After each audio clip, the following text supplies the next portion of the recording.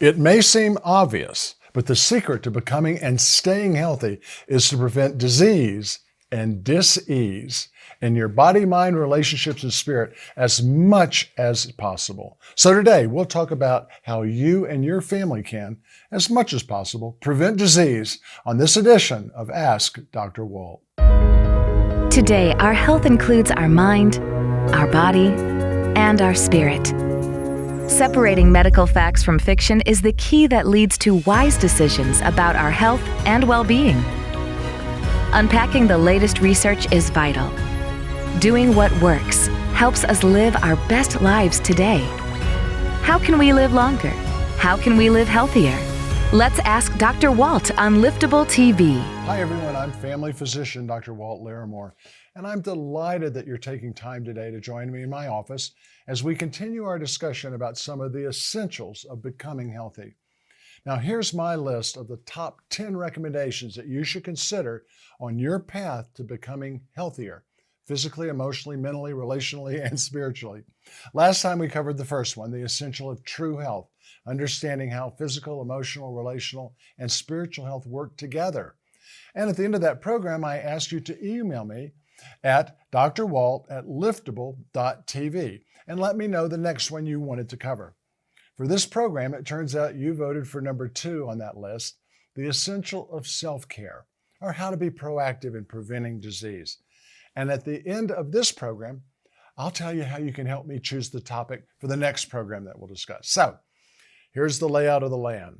We've covered the essential of true health, understanding how physical, emotional, relational, and spiritual health work together. Today, we're going to cover the essential of self-care, how to be proactive in preventing disease. And then for you to think about, here's the ones coming up I want you to vote on. I'll tell you more about this at the end of the program. 3, the essential of forgiveness, how to practice acceptance and letting go. 4, the essential of reducing sadness, SAD standing for stress, anxiety, and depression, how to lighten your load. 5, the essential of relationships, avoiding loneliness like the plague. 6, the essential of spiritual well-being, how to cultivate what I call a positive spirituality. 7, the essential of positive self-image, how to see yourself as your Creator sees you. 8, the essential of discovering your destiny, how to nurture your hopes and dreams. 9, the essential of personal responsibility and empowerment, how you can become your own healthcare quarterback. And then lastly, the essential of teamwork in healthcare, how to team up with winning healthcare professionals. Well, I've got a bunch of the questions that you ask about preventative medicine. Here's just a few of them that I'm going to try to cover today. Linda from Texas says, what's the difference between primary and secondary prevention? Linda, that's a great question. Esther from Sacramento, California says, can preventive medicine increase life expectancy? Good question. Bill from California, how come some people live to 100? Well, they don't die earlier. No, Bill, I'm just kidding. This is a great question. Bill asks, is it in their genes? Great question. Marie from Colorado, as a woman, I'm not sure whether to be more worried about possible breast cancer or a heart attack. Whew. Great question. I think cancer is a bigger concern, but I'm not sure. What do you say, Marie? Don't miss this program. It could be life-saving for you. David in Texas says, how accurate is the internet as a source of health information? You probably know, but I'll go over that. Sue in Virginia says, do vaccines really make a difference? And certainly a controversial question. We'll talk about that. And then the last one I want to try to get today comes from Jeff in Utah. What screening tests do you recommend? Jeff, I won't be able to go through them all, but I can give you kind of some guidance and some roadmaps. So at you all's request today, I'm going to address these questions and maybe a few more as we take a common sense approach to the essential of preventive medicine. Now, I do want to share a note that I received from the wife of a man who felt fine. But after a checkup, he got some bad news from his doctor, and this is what his wife wrote. Said, my husband had been feeling great for years and hadn't seen a doctor for almost a decade. In my usual tactful way, I told him last summer, hun, someone will have to sign your death certificate someday, and we need to get your name in someplace. You're coming up on 70. So let's just both go in and get physicals for baseline information. Well, it turns out that although he was feeling fine, the doctor found that her husband had high blood pressure, high cholesterol, high blood sugar or glucose, and signs of possible colon problems. Not too long after, he had to get hearing aids. A month after that, he was operated on for stage 3 colon cancer and was facing chemotherapy. And just 10 days ago, after further tests, he learned he has type 2 diabetes and had to go on oral diabetic medication. He's also on cholesterol and high blood pressure medications. His wife wrote, "Poor guy, he feels like he's falling apart, even though he still feels okay physically," to our amazement. She ended her note. She said, "Emotionally, we've both been through the ringer." 3 months later, after I received that note, this fellow was dead. What's sad to me, he was dead from diseases that could have been prevented or controlled if only he had committed at an earlier age to just have a health checkup. In fact, preventive checkups are such an important aspect of healthcare that if the United States, the U.S. Preventive Services Task Force gives an A rating to a preventive intervention or an immunization, then insurance companies are required to cover it with no copay or deductible. It's not always been this way. For millennia, the only tool physicians utilized for health promotion was called secondary prevention, where a doctor would see a patient, treat their disease, and then attempt secondarily to prevent worsening or recurrence. But now it's widely accepted that primary prevention is the most effective and economical strategy in healthcare. Many choices and behaviors are associated with dramatic increases in length and quality of life, especially by preventing or delaying chronic, debilitating diseases such as obesity or diabetes or heart disease or heart attack or heart failure or stroke or cancer, and the list goes on and on. In other words, you can often prevent disease before it starts with primary prevention. And it simply boils down to a series of choices that you have to make on a day-to-day basis. And as a family physician, I rarely see a patient with a previously preventable medical problem who didn't wish that they had done more, expended more time or more effort to prevent the problem that was now troubling them.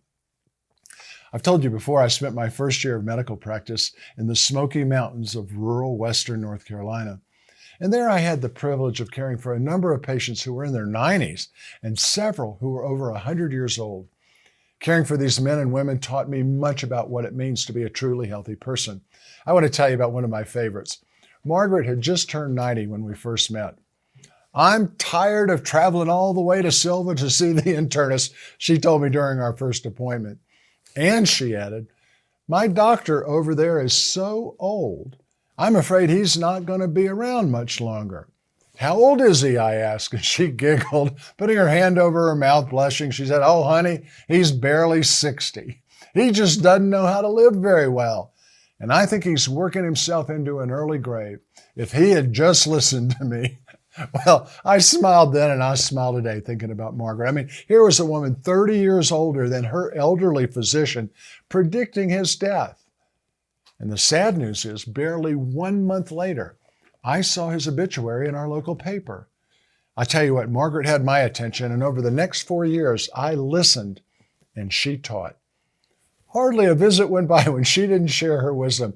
And here are some of what my office staff called Margaretisms. She would say, when asked why she didn't seem up, never moody or down, even when illness flared, she'd say this: "I'm too blessed to be stressed or depressed." When talking about a local politician who had been accused of unethical indiscretion, she quipped, "Foreign fruits create many jams." She told me that she exercised twice as much as most people. She said, "Every day I walk an hour along Deep Creek, and I walk 24 hours a day with the Lord."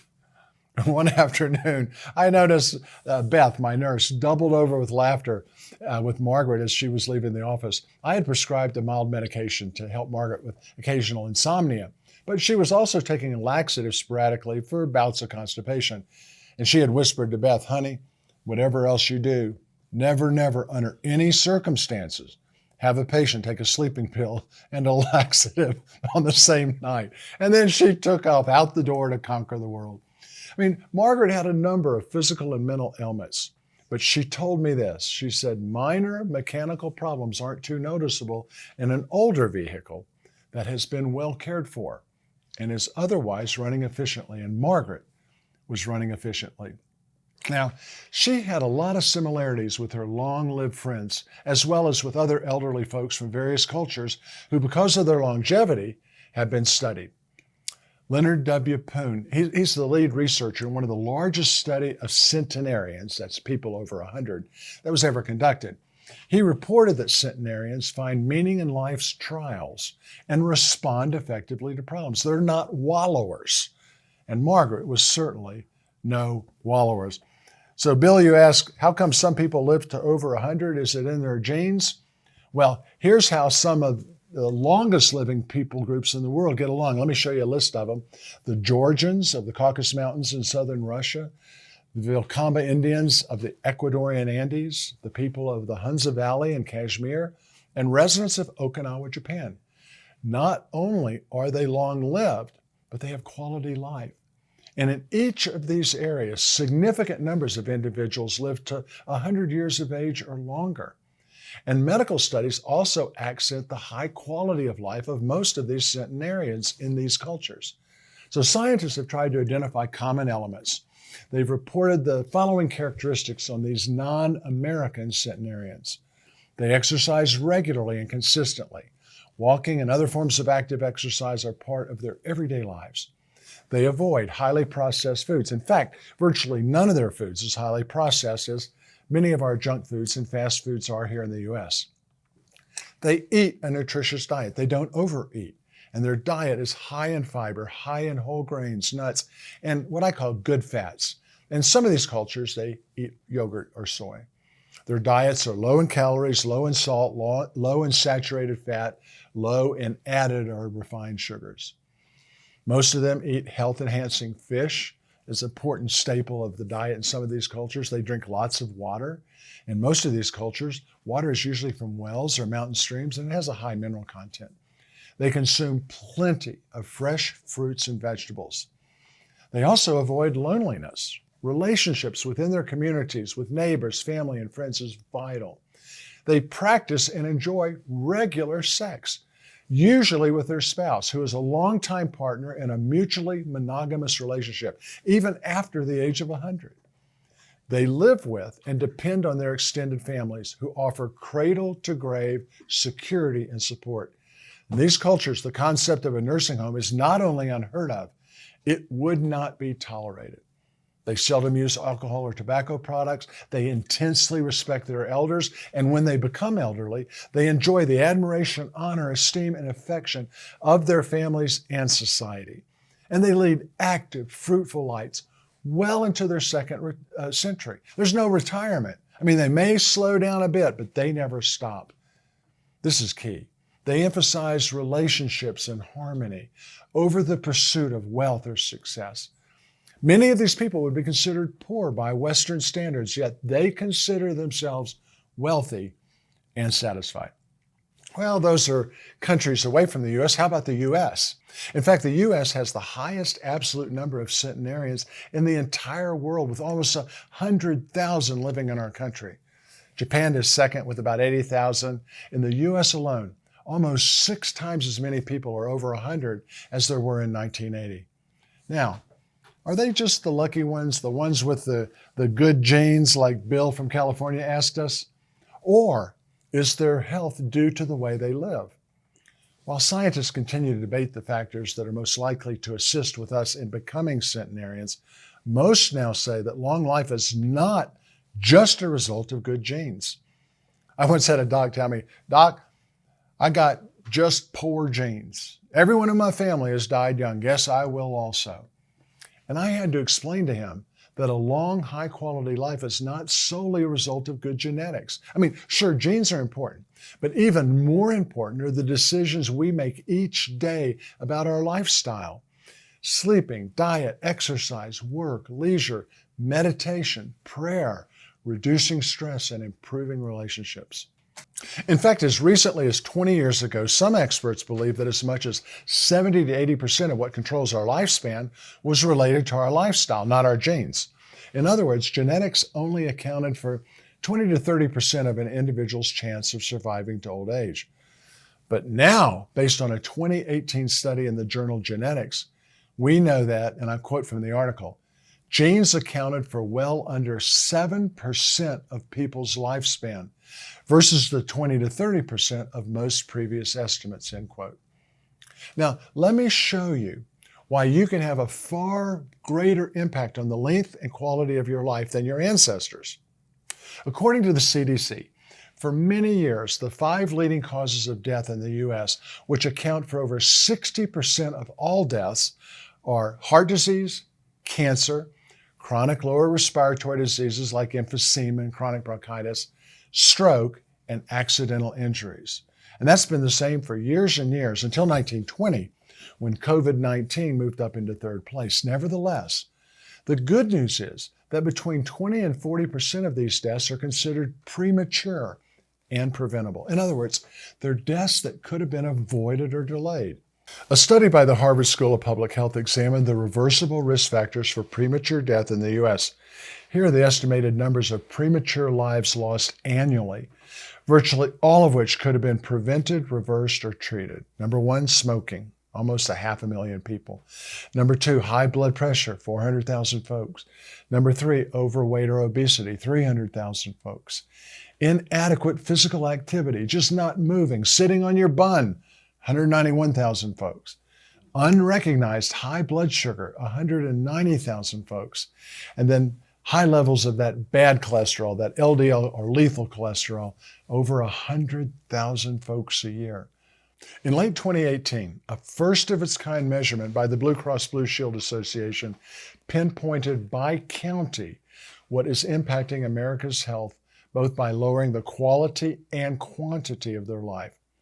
The top 5 health conditions that have the greatest impact include, first is hypertension, more commonly known as high blood pressure, which can cause heart attack or heart failure or stroke.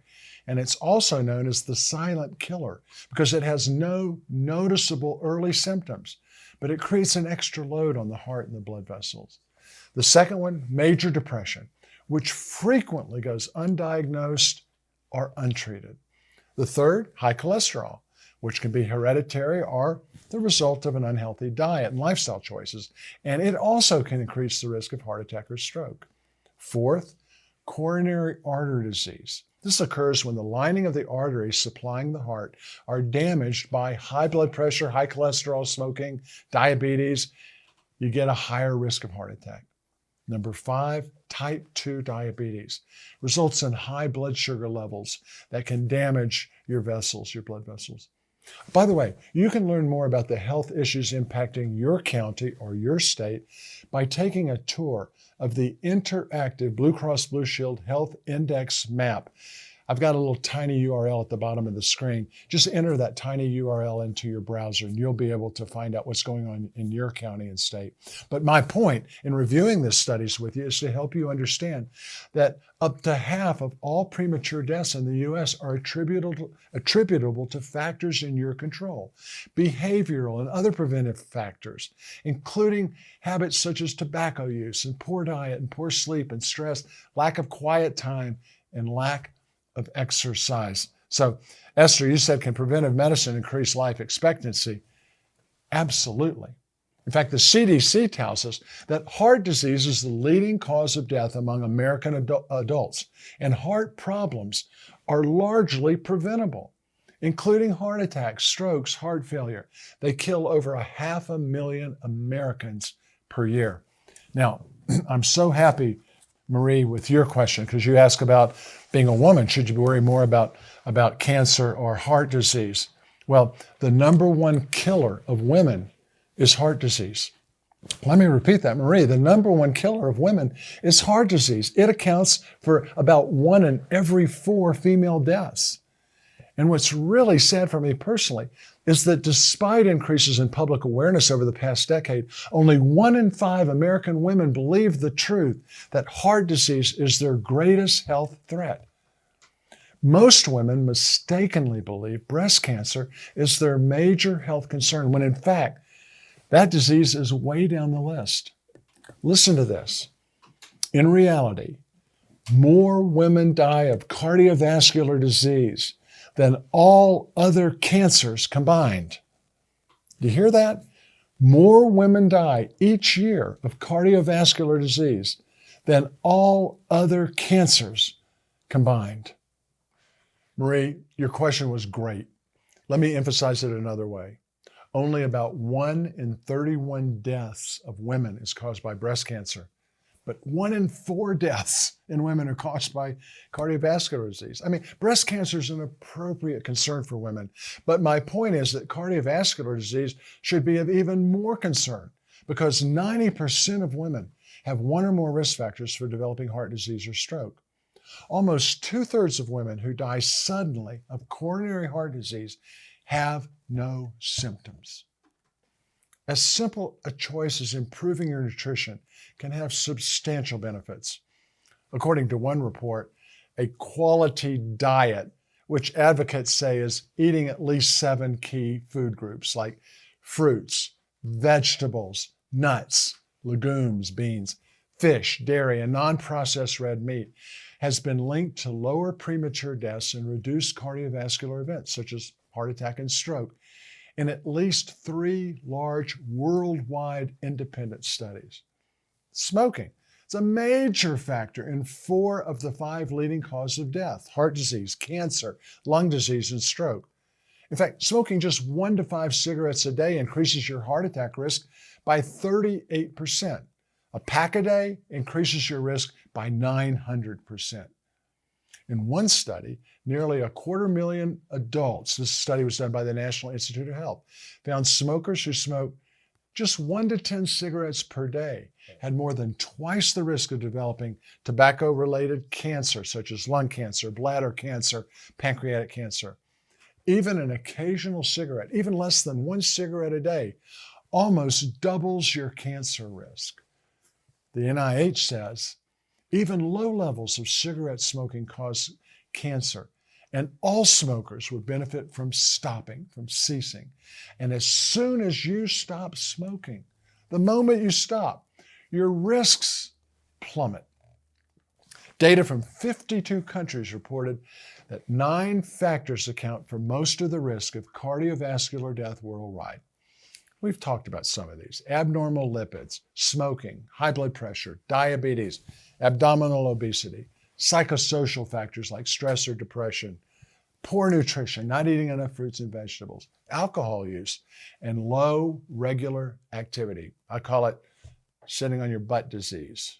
But this huge study also found that stress, whether at home or work, financial stress, major life events, although they're less dangerous than smoking, stress is just as bad as high blood pressure or abdominal obesity in causing premature death. And the minimum lifestyle intervention that's been suggested to be helpful for stress is 10 to 20 minutes a day of silence or relaxation or prayer or meditation. We're going to spend a whole show talking about that. But you may say, well, Dr. Walt, what you're saying makes sense, and I'd like to begin improving my health. But why spend time watching your show? Can't I just find out what I need on the internet? Remember that the question from David, he said, how accurate is the internet as a source of information? And David, I think this is going to shock you because it's very difficult to find good, trustworthy, evidence-based health information on the internet. One group of researchers that looked at health websites that produce information on products, especially products that they're selling, has the lowest level of medical accuracy. Well, duh. They're trying to sell you something, not good information. Only 9% of those sites were accurate.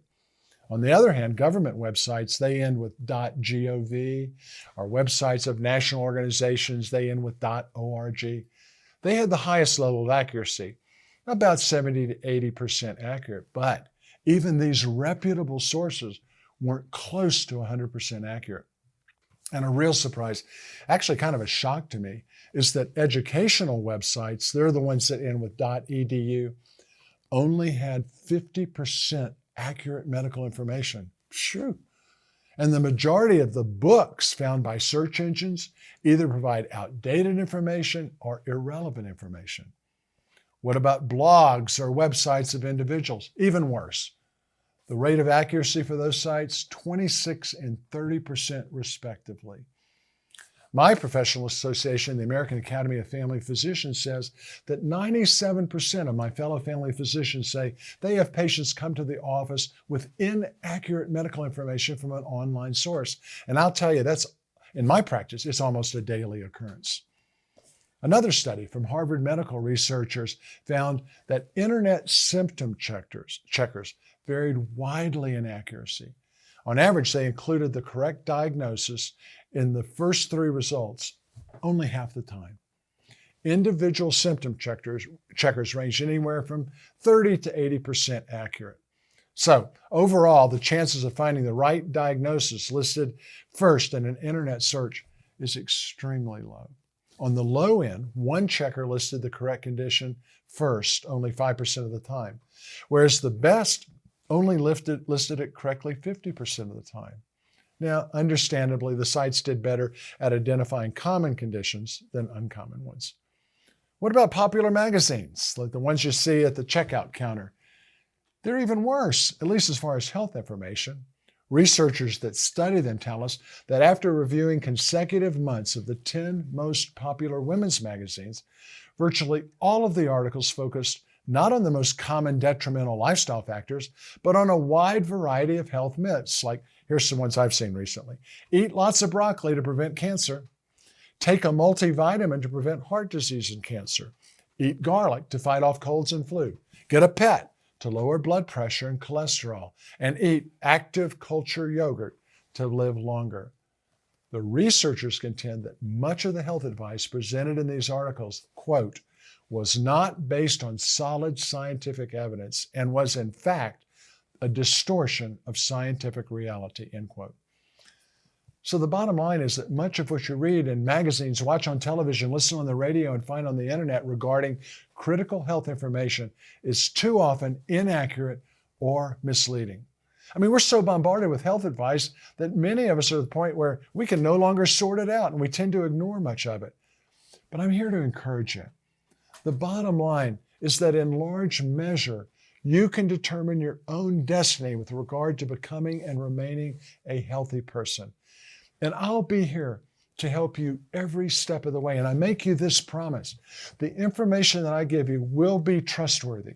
It will be evidence-based information. It will be medically reliable. You'll be able to take it to your doctor, and your doctor will say, yep, that boy's right. But we're also a faith-based program, and we're going to be biblically sound. And my prayer is that you'll come to understand and appreciate the great privilege of stewardship that you have in becoming and remaining a highly healthy person. Family history and genetics play a role, to be sure, but it's increasingly obvious that your lifestyle decisions play a much larger role. And the Bible teaches that it's our sacred duty to be proactive about our own self-care. I told you in our last episode that God considers the human body, which He designed, to be His temple. This is described in this verse. Do you not know that your bodies are temples of the Holy Spirit who is in you, whom you have received from God? You are not your own. You're bought at a price. Therefore, honor God with your bodies.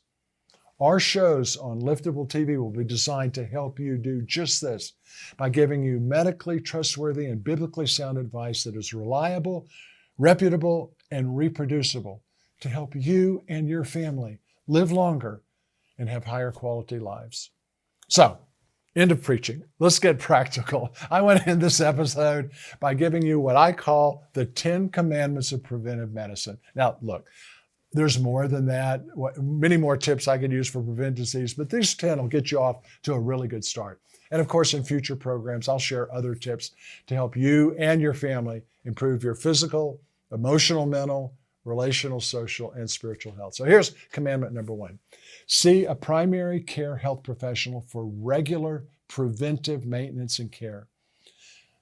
Folks, listen.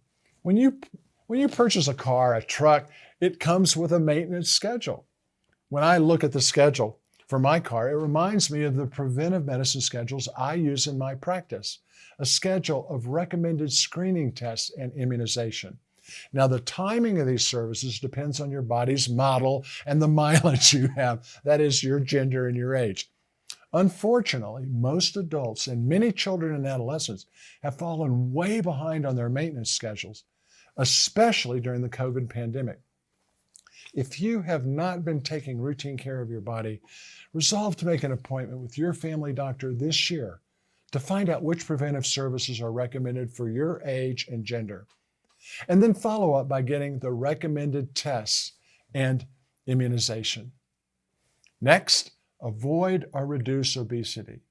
Obesity is now epidemic in America. Over 70% of adults in the U.S. are either overweight or obese. The proportion of people that is overweight or obese has gone up over 40% in the last 30 years, and it's increasing the premature death rate for heart disease, diabetes, several forms of cancer, high blood pressure, stroke, arthritis, depression, fatigue, sleep disruption. You get the idea. That's only a few of the diseases associated with being overweight. The good news is that even small reductions in your weight can have positive benefits. There are certainly good and bad nutrition plans. And if you're overweight and are interested in reasonable approaches to nutrition, consider discussing this with your family doctor or with a registered dietetic nutritionist. Next, exercise regularly and wisely. Now, I'd like you to forget the term regular exercise. How about this? Think instead of just beginning to move around more often. I mean, it's clear from medical studies that any movement is better than none. In fact, frequent movement of most any type can help you control your weight, improve your overall health, and reduce your risk of medical problems like diabetes, heart disease, and osteoporosis. In fact, according to the CDC, moving for at least 30 minutes, 5 days per week, will do the trick. And this is the best part. The 30 minutes can be spread throughout your day. Now, I'm going to tell you a secret. A trademark of our Ask Dr. Walt show is this, quote, "Let's get moving toward better health," end quote. Why? It increases the quality of your life and the quantity of your life. Now, you ready for a shocker? Here's the next preventative commandment. Pursue a lifelong monogamous marriage relationship. You go, what? Married people, this is based upon hundreds of studies. Married people are in general healthier than singles or those who live together without the commitment of marriage. Married people live longer and generally are more emotionally and physically healthy than the unmarried. I had one guy once tell me, he said, "That's not true." I said, "What's not true?" He said, "It's not true married people live longer." And I'm all about truth. You know that. So I said, "Well, why isn't that true?" He said, "It just seems like that you live longer." Well, I can tell you, he didn't have a good marriage because the finding of hundreds of studies conducted from the 1930s to the present. Simply put, marriage offers more important health benefits to individuals and society more than any other relational status can match. If you're married, improving your marriage will improve your health. Now, here's another of my commandments. Protect your dental health. Now, this is not paid for by the American Dental Association. I mean, you probably already know that you can help your teeth and gums stay healthy by brushing and flossing, getting regular dental care, using fluoride as recommended by your family doctor or dentist, eating balanced meals, limiting sugary snacks. But here's something you probably don't know. Infections of the gum, even minor infections of the gum called gingivitis or periodontitis, have been associated strongly with cardiovascular disease, including heart disease, heart attack, and stroke. Poor dental health can result in problems during pregnancy. A simple visit to the dental hygienist every 6 months is not only good for your dental health, it may be good for your baby if you're pregnant, and it will also improve all of ours cardiovascular health. Well, I probably don't have to tell you about this commandment, but be careful with alcohol. If you have a freedom to drink alcoholic beverages, keep your intake minimal. And always be sure to separate drinking and driving. And this rule's a no-brainer. Never drink and drive. Never. But there's an equally important and often forgotten corollary. Never ride as a passenger in a vehicle driven by someone who has been drinking alcohol, any alcohol, Even one drink, never. Not only is this commandment key for us as adults, it's key to teach to our kids. Along with this commandment, stay away from tobacco. If you don't smoke, don't start. If you do smoke, resolve to quit this year. Half of all adults who once smoked cigarettes have kicked the habit. So you can. Literally, the day you stop, your health will begin to improve. And over time, all of the risks smoking gave you will begin to fade. Many folks who smoke don't want to stop because they know they may gain a few pounds when they do. So what's more dangerous to your health, smoking or some weight gain? Well, research now clearly shows that you live longer with some excess weight than you do if you keep smoking. In fact, one recent study of nearly 17,000 people showed that those who quit smoking had weight gains averaging about 7 pounds more than smokers who continued to smoke. However, even with this weight gain, those who quit smoking showed and gained weight had significantly reduced risk for heart attacks, strokes, and even type 2 diabetes. Better yet, their all-cause mortality rate from premature death was half those that continued to smoke. Here's another commandment you may find surprising. Reduce unnecessary stress, anxiety, and depression. I call that sadness, SAD, stress, anxiety, and depression. And most of my new patients that I see don't realize how damaging some forms of stress, along with anxiety and depression, are to their overall health. Our mental and emotional health is strongly tied to our physical and relational health. And because of this, I'm going to devote an entire show on this topic in the next few weeks. Our next command, double check alternative health approaches with your family physician or pharmacist. A large majority of Americans use some kind of alternative therapies such as herbal medicines, dietary supplements, vitamins, essential oils, or aromatherapy, among many, many others. And some people mistakenly believe that all alternative practices are harmless. In reality, some can be harmful or even dangerous. If you use any alternative medicines or therapies, be sure to let your healthcare professionals know, because more than 60% of Americans who use alternative methods don't inform their own health professionals. Always check with your family physician and pharmacist in order to find out whether an alternative practice you'd like to try is safe for you. Another commandment, use automobile safety advices and install and maintain smoke detectors and carbon monoxide detectors in your home. This is a simple one for you and your family. You and everyone who gets in your vehicle, buckle the seatbelt. I'm not starting the car in my family till everyone's seatbelt is buckled, no matter how far you're planning to go. Surveys show only about 70% of Americans now buckle up. That's a huge increase from previous years. And while it's good, it could be so much better. I tell my parents in my practice, hug your kids with their safety belt. Hug yourself with your safety belt. It's not just click it and don't get a ticket. It's click it and live longer. And finally, smoke and carbon dioxide detectors save lives. They're inexpensive, they're effective. Smoke detectors are your best protection against death or injury in a nighttime fire in your home. But they won't protect you at all if they don't work properly, if the battery's dead or it's been removed. In fact, the American Red Cross recommends that we test our smoke detectors once a month, replace the batteries at least once a year, and replace the detectors themselves every 10 years. Well, you probably didn't find a lot of surprises in these first 10 tips. But the real question is, when are you going to start to put them in practice? Not all 10. Pick one and put it into practice, because primary prevention is not the only critical aspect of maintaining and improving your health. Screening for early disease and vaccinations against the disease is also life-saving. A large study revealed some shocking information. Only 8% of U.S. adults aged 35 and older had recently received all high-priority recommended preventive services. 5% of you listening to this program haven't had any of these services. So I want you to listen up, and I want you to take a test with me. It's real simple. How many of the following 14 services have you had? Now, guys, you should have had 12 of these. Gals, ladies, you should have up to 14. Well, here's the data showing the percent of U.S. adults 35 or older who receive these recommended preventive services. Blood pressure, 13% of you hadn't done it. Breast cancer, 26% of you haven't done it.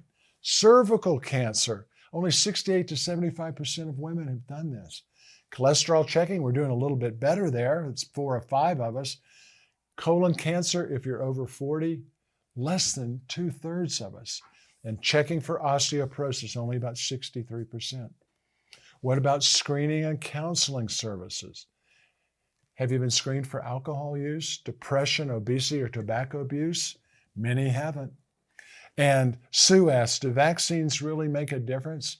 Maybe one of the most important preventive health factors in history has been vaccinations. But only about half of us, as of the day we recorded this show, have had our COVID-19 vaccine. Less than half of us get the influenza vaccine every year. What about the shingles vaccine that prevents shingles? 38% of people have had it.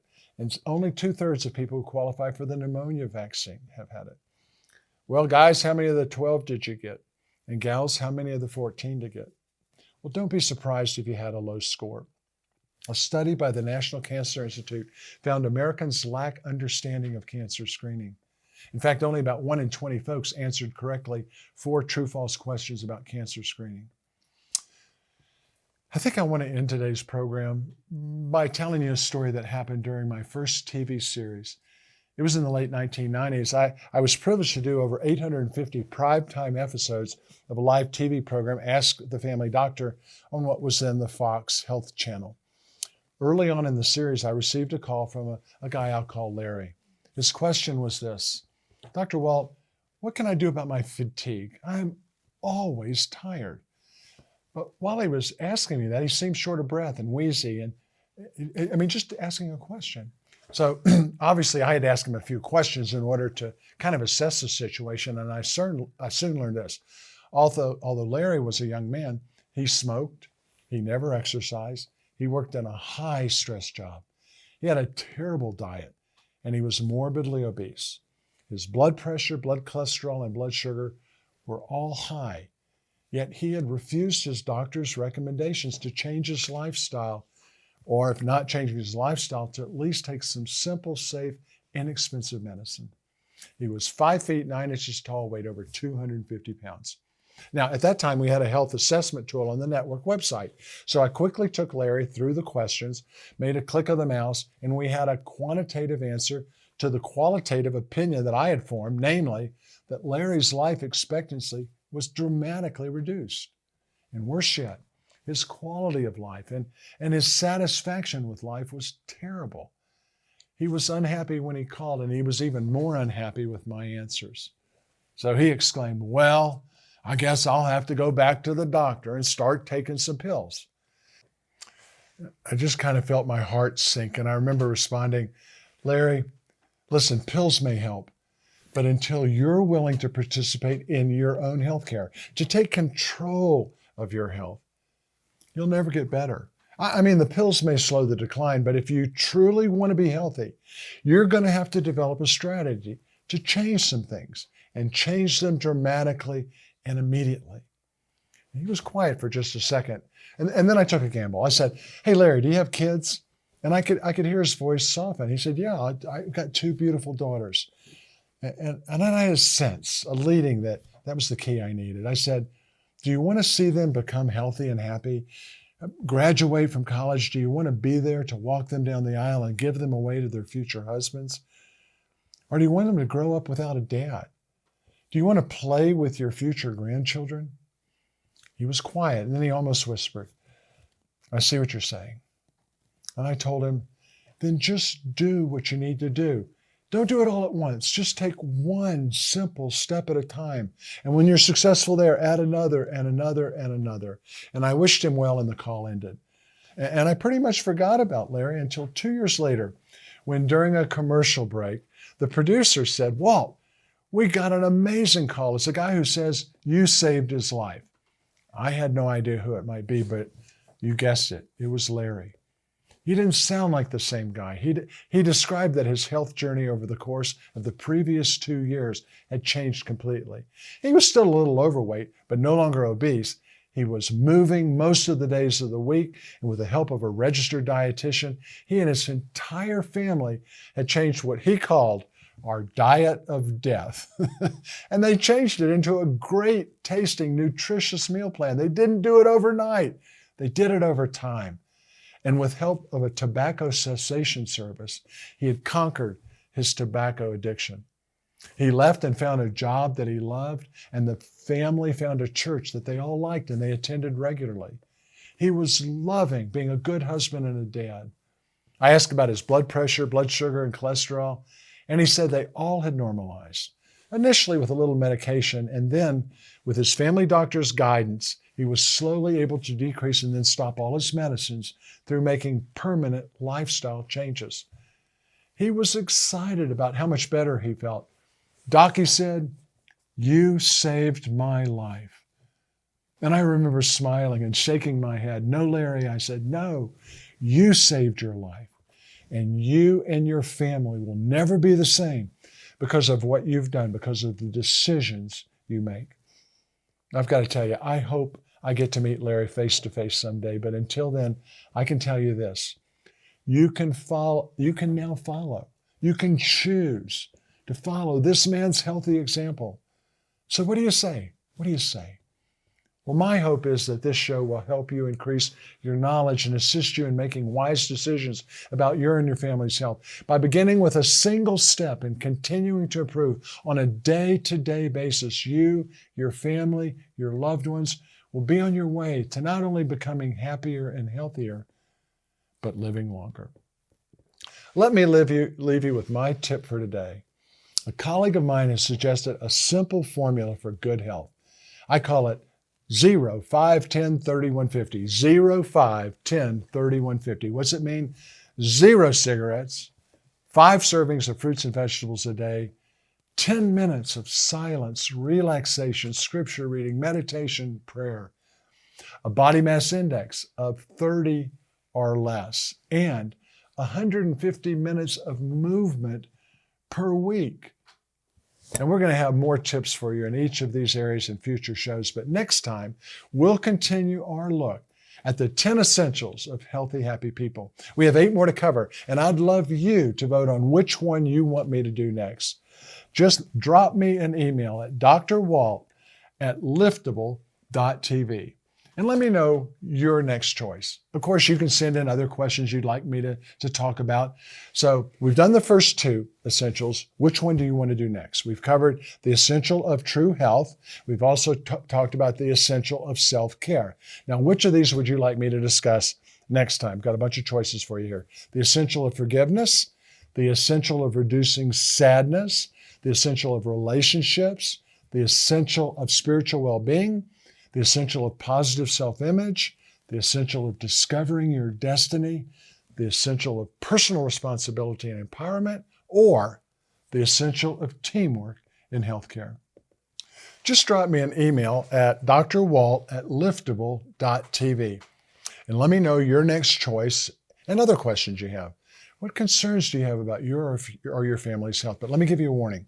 I cannot anymore answer specific questions about your individual health like I was able to do with Larry and others in the past. But I bet you have plenty of great general questions to ask me. So send them in to me and we'll get to as many as we can during future programs. In addition, you can read more about these 10 essentials in 2 books of mine that you can find on my website, drwalt.com. One is Fit Over 50, and the other one is 10 Essentials of Happy, Healthy People. And don't forget to vote on our next program. So until our next program, our next episode, our next visit together, let's get moving together towards true health. And dear friends, I pray that you may enjoy good health and that all may go well with you, even as your soul is getting along well. I'm Dr. Walt Larimore. I'll see you back here next time.